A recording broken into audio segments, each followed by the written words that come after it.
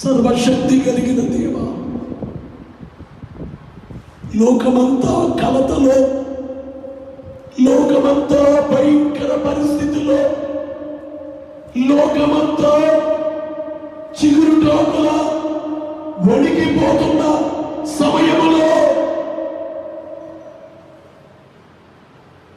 నీ పాద సన్నిధికి వచ్చాం తండ్రి.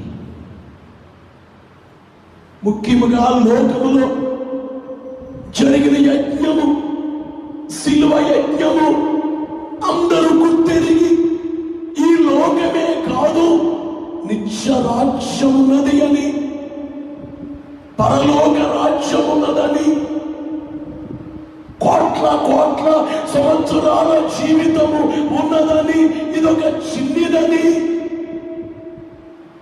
ఈ భూమి మీద మనిషి సిలువలో రక్తము కాచిన యేసును నమ్మితే మోక్షమని ప్రపంచమంతయు గ్రహించాలి నాయన, గ్రహించాలి.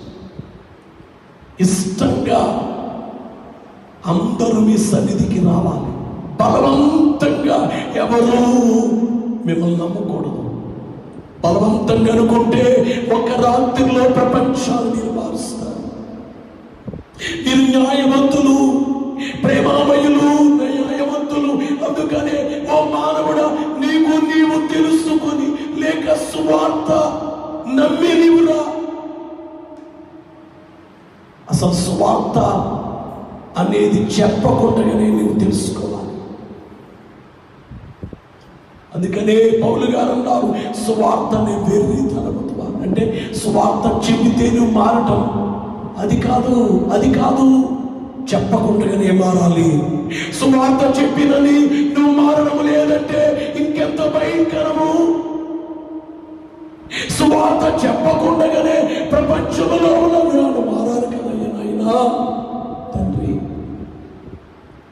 ఈ ప్రాంతంలో ఉన్న ప్రతి వారు సంపూర్ణంగా మార్చబడి మేఘమెక్కుట కొరకు, ఆత్మీయముగా బలపరచబడుట కొరకు, ఎవడు మిమ్మలను మోసపరచకుండా చూచుకొనుడి, మోసపరచకుండా చూచుకొనుడి, మోసము లేకుండానట్లు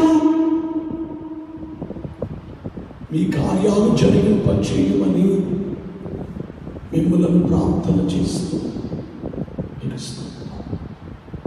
దయగల తండ్రి, మీకు వందనములు. అందరూ మేఘమెక్కునట్లు చేయమని అడుగుచున్నాం తండ్రి. Corona virus